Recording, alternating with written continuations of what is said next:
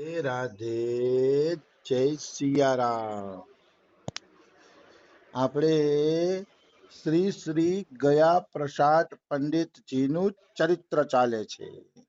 હા ગયા પ્રસાદ પંડિતજીના ચરિત્રમાં આપણે આગળ વધીએ તો ગયા પ્રસાદ પંડિતજીને કોઈ લૌકિક વ્યક્તિ મળવા આવતું ત્યારે ગયા પ્રસાદ પંડિતજી છે ને એને હા હા હા એમ કીધે રાખે, પણ એની એકેય વાત સાંભળે નહીં.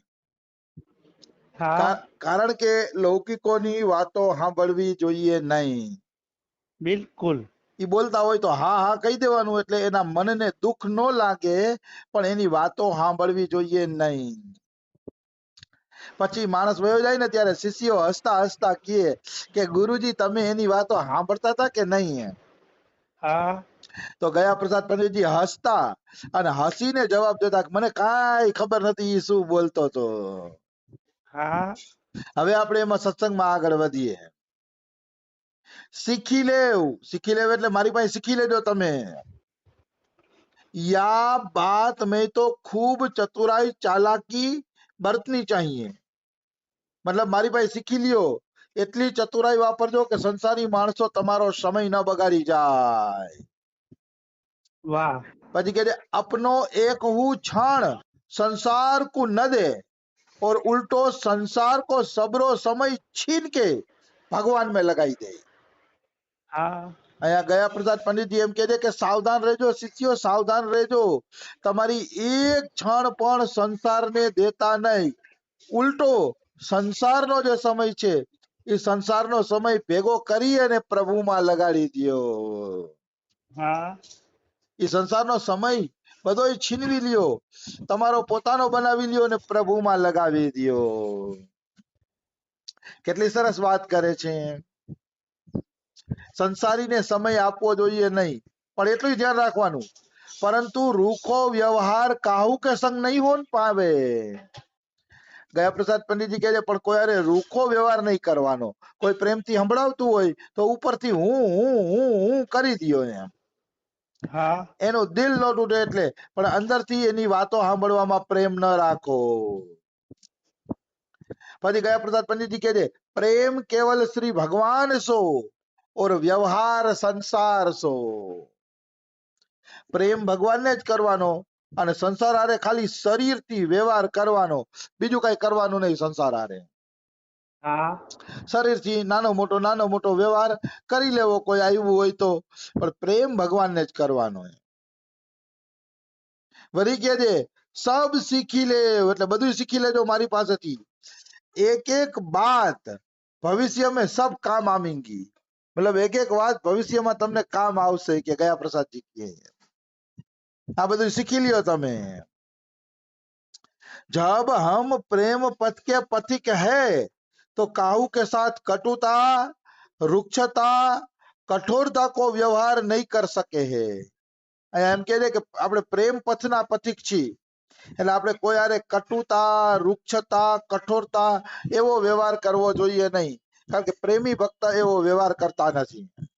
હા કડવું અને કઠોર વ્યવહાર નહીં કરવાનો. અત્યારે ક્યાં આવ્યા, મારો ભજનનો સમય છે ને આવી ગયા, ને કટુ વ્યવહાર નહીં કરવાનો. કટુ નહીં, પ્રેમથી કહેવાનું મારો અત્યારે ભજનનો સમય છે તો તમે અત્યારે નહીં પણ પછી આવો તો ચાલશે, તો મારે થોડુંક ભજન થઈ જાય, એમ પ્રેમથી કહેવાનું. હા કટુતા નહીં કરવાની. અને આનું અમે જીવતું જાગતું ઉદાહરણ ગયા પ્રસાદ પંડિતજીના શિષ્યની અંદર જોયું. હા ગયા પ્રસાદ પંડિતજીના શિષ્ય છે માધવદાસ બાબાજી.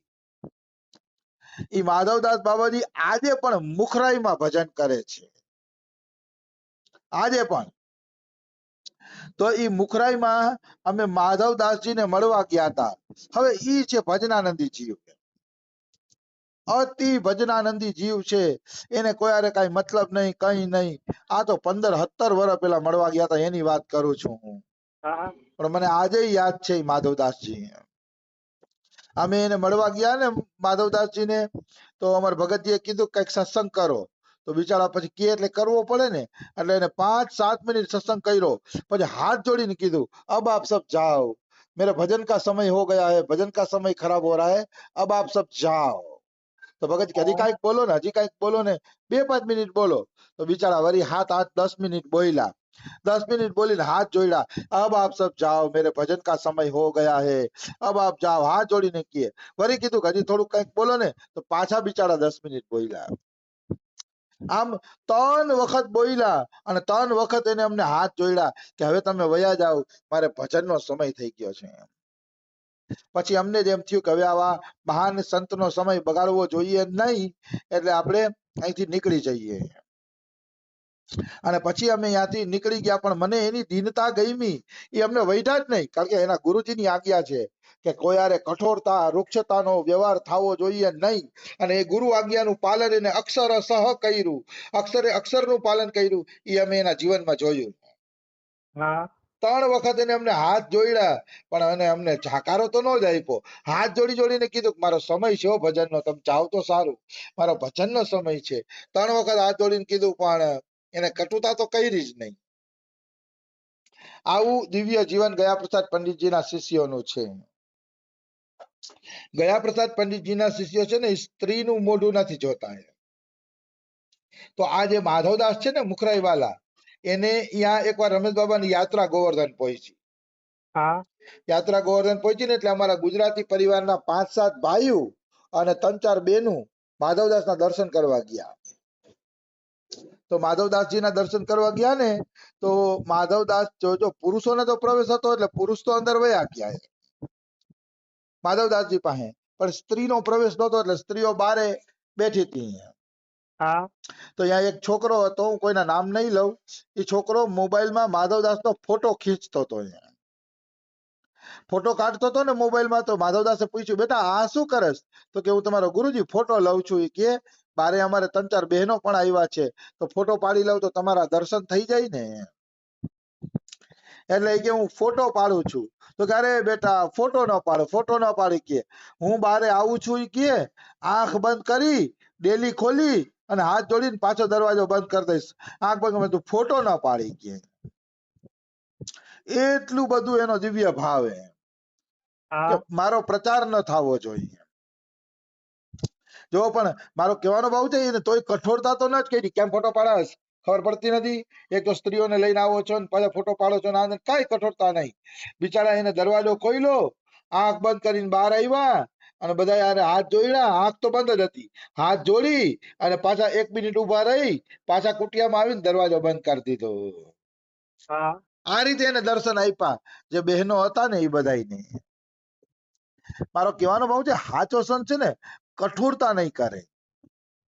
સાચા સંતની અંદર કોમળતા હશે, કારણ કે જે ઈષ્ટનું ભજન કરે છે ને, એ ઈષ્ટના ગુણ એની અંદર સંચારિત થઈ જાય છે. હા નિશ્ચિત એ ઈષ્ટના ગુણ એની અંદર સંચારિત થઈ જાય છે, એમાં કોઈ એટલે કોઈ શંકા નથી. અને મનુષ્ય જોવું પડે ભાઈ. એટલે ગુરુજીના ગુણ શિષ્યમાં આવે અને રાધાજીના ગુણ પણ શિષ્યની અંદર આવતા હોય છે. હા તો કોઈ હારે કઠોરતાનો એનો વ્યવહાર થવો જોઈએ નહીં, એ યોગ્ય નથી. એ આપણે આવા માધવદાસજી જેવા સંતોના ચરિત્રમાંથી શિક્ષા પ્રાપ્ત કરવાની વાત છે. કડવું ન હોવું જોઈએ. કડવો માણસ કેવો લાગે? આવું ભક્તિમાં એમ હારો ન લાગે કડવો માણસ. તો બિલકુલ આવી વાત છે. ભલે ક્યારેક શિષ્યના કલ્યાણ માટે ગુરુ કડવા બનતા હોય, પછી આખી અલગ વાત થઈ જાય છે. એવી વસ્તુ છે. પછી કહે છે કાહુસો રાગ દ્વેષ, છલ કપટ, ક્રોધ વિરોધ, ઈર્ષા અસૂયા, ઘૃણા નહીં કર શકે હે. જેને સાધના કરવી છે કોઈ હારે રાગ દ્વેષ નહીં કરી શકે, છલ કપટ નહીં કરી શકે, ક્રોધ વિરોધ ઈર્ષા ઘૃણા એ કાંઈ નહીં કરી શકે.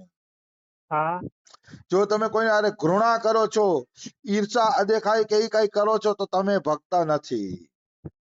બિલકુલ તો તમે ભક્ત છો જ નહીં, અથવા તો હજી તમે ભક્તિને સમજી જ નથી, તમે કઈક બીજું સમજીને બેઠા છો. હા એમ કેવું હોય તો કહી શકાય. પછી કહે અહંકાર તો અમારી છાયા ઉકો છુઈ નહીં શકે હે. પછી કે જેને ભજન કરવું છે ને, એને અહંકારની તો છાયાનો સ્પર્શ નહીં થવા દેવાનો. જો અહંકારની છાયાનો સ્પર્શ થઈ ગયો તો તમે ગયા. હા અહંકારની તો છાયા આપણે અડવી જોઈએ નહીં, કારણ કે અહંકાર તો બધાથી ખતરનાક છે.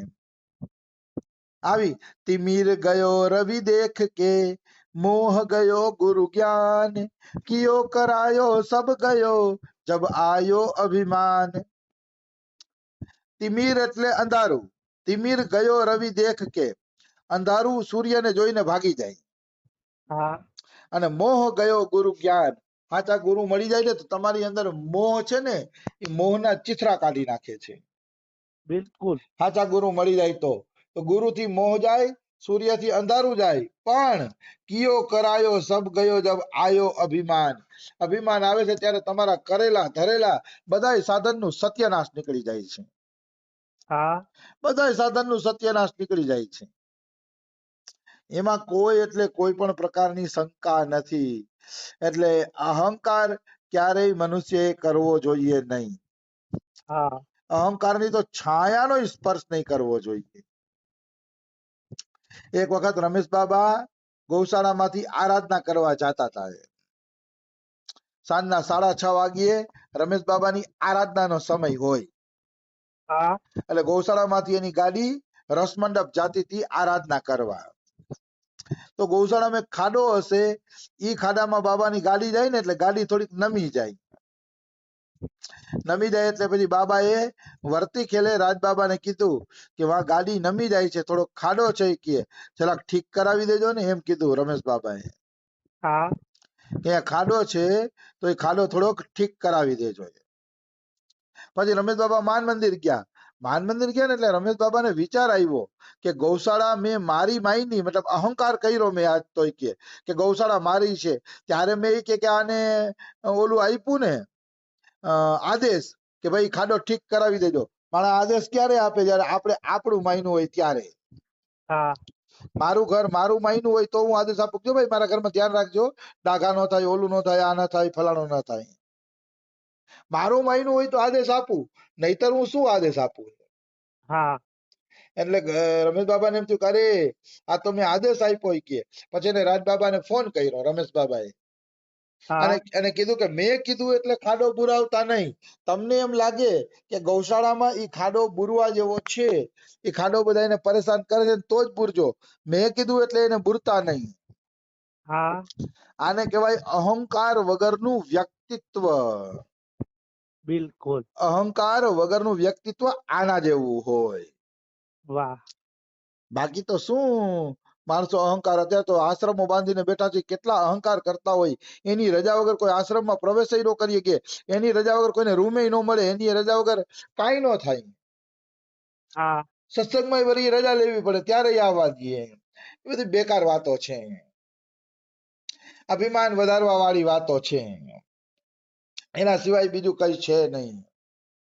મનુષ્ય અને સંત એવા હોવા જોઈએ ને કે બધાય માટે સુલભ, બધાય માટે